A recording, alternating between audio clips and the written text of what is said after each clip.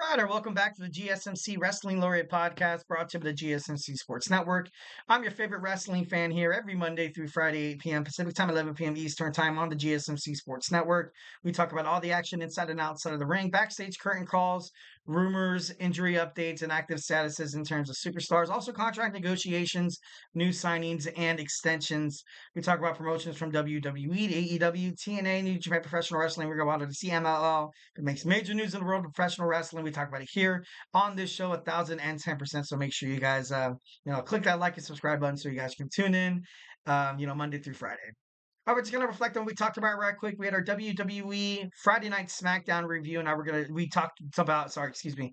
We talked about Monday Night Raw as well. We talked about some possible title holders for the United States for the WWE Women's United States Championship that was recently unveiled by Nick Aldis on Friday.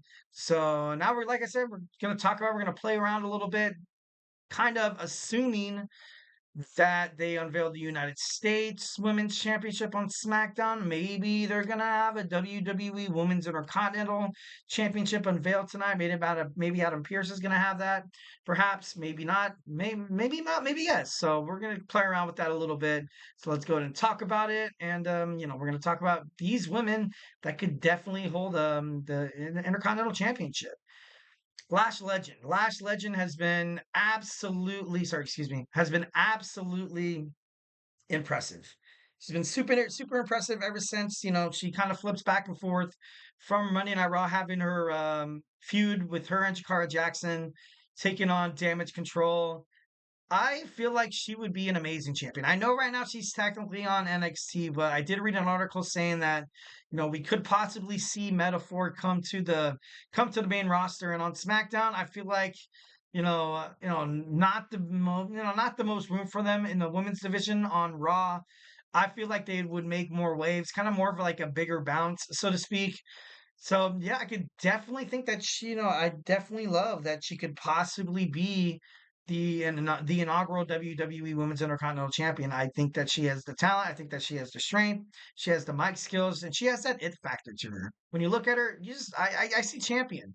I definitely see champion. I don't see anything less. I think her and what she's doing with Metaphor and what she's doing on WWE NXT is pretty cool. I know recently she's been uh on, I think it's Instagram, I'm not too sure, or Twitter, where she hosts like a cooking show with like where she invites NXT stars, and I love it. I think it's super funny. I think it's great idea for WWE to kind of branch out and have kind of something like that. At first, you're kind of like, she had Roxanne Perez on a little bit, and I kind of had a little bit of a, kind of that old school wrestling fan and me be like, oh, destroying kayfabe. But at the end of the day, you're like, hey, get over it. This is this is entertainment. So I thought that was actually kind of cool. But definitely Lash Legend. Lash Legend could definitely be the new WWE Women's Intercontinental Champion. Raquel Rodriguez, like her partner Liv Morgan is the WWE World's Women's Heavyweight Champion, so I don't really see the need to kind of put more gold around this, this tandem, but Raquel, she could definitely be not a United States, sorry, excuse me, a WWE Women's Intercontinental Champion, and United States if they didn't unveil a Intercontinental Women's Championship, maybe what I'm talking about, in terms of the women's that could compete on Monday Night Raw for the Intercontinental it could be the same story of them competing for the United States Championship in the women's division as well. So once again, Raquel Rodriguez, I'm a huge fan favorite. I was so happy to see her come back, kind of get her medical issues, taken care of. Obviously, at the end of the day, it's all about her health. Hopefully that she's going to be around. She's going to be wrestling inside the WWE for a very long time, because WWE is better when they have her on the main roster and, obviously on WWE television. So, Raquel Rodriguez could definitely hold the title. Not really much of a shock there. Lyra Valkyria. Lyra Valkyria, recently made, and when she got drafted this Monday Night Raw, she made it far in the women's, Queen of the Ring. She was the finalist going up against Nia Jax. She started off hot. She started off very like promising. recently she has kind of taken a couple of steps back, kind of, not really in the driver's seat anymore, kind of like in the back seat in terms of, these storylines. And, I haven't really been seeing her on, being broadcast mainly on the like on the main storylines, because before then you would have her like when she came out. Obviously, she was the final two with her and Io. Sorry, yeah, her and Io Sky were the final two to determine the next challenger for Liv Morgan's World Heavyweights Championship. So, I definitely think she could be champion. She could definitely be an Intercontinental United States Women's Champion, hold a mid card belt.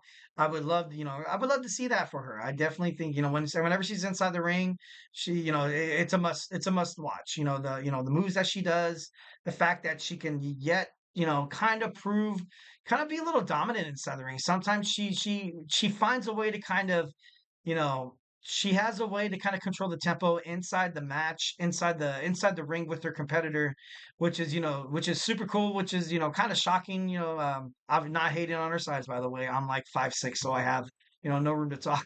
But like, because of her size and stuff, kind of like Selena Vega, when she's inside the ring, they're still kicking ass, and they're still like, and I might be like, like you know, a foot shorter than a lot of these people. Like I remember I was loving watching Io Sky talk trash to Lash Legend, and Lash Legend was kind of just like looking down at her. I was like, oh my god, I feel so mean for like smiling at but I don't know. It's it's wrestling. It's professional wrestling.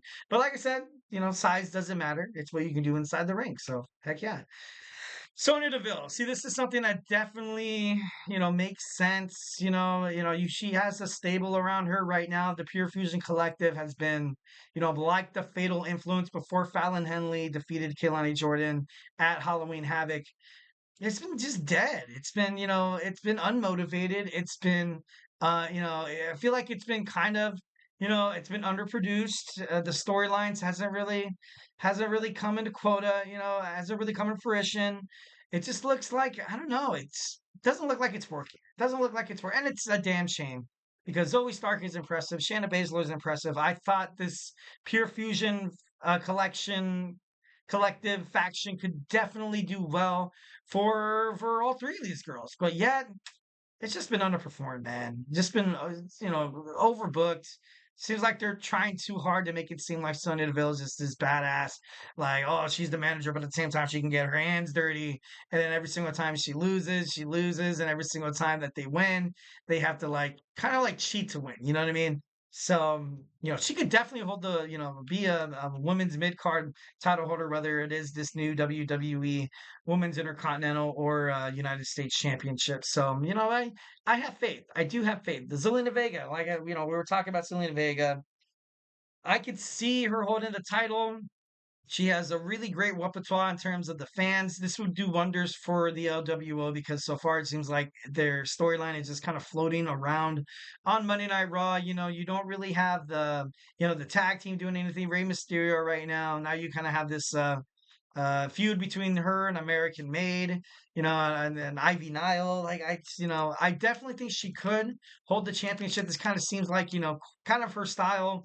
Kind of like the what's the right word?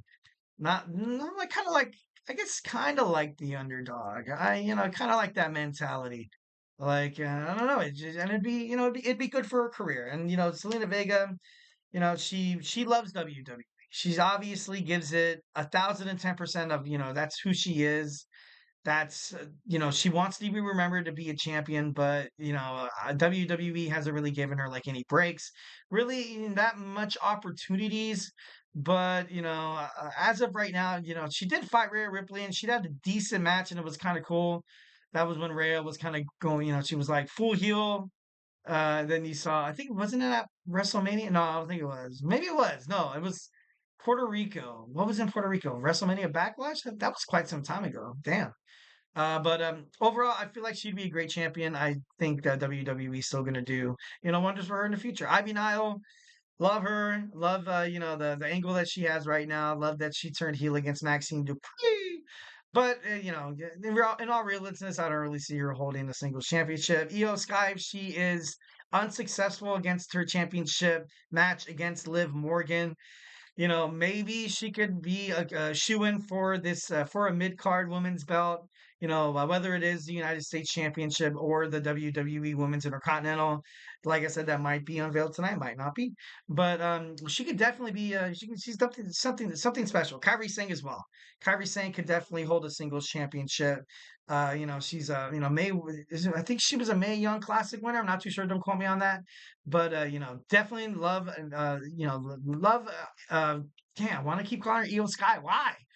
I definitely, love Kyrie Sane. I think she's gonna do wonders inside, WWE. And obviously talking about the, possible women returning, kind of like what I did with the United States Championship. Charlotte Flair, she's been rumored to kind of find her way back to SmackDown. I don't really think she would step foot inside Monday Night Raw, so maybe. Asuka possibly it'd be kind of cool to see her hold a mid card title because for me, in my opinion, she's a champion.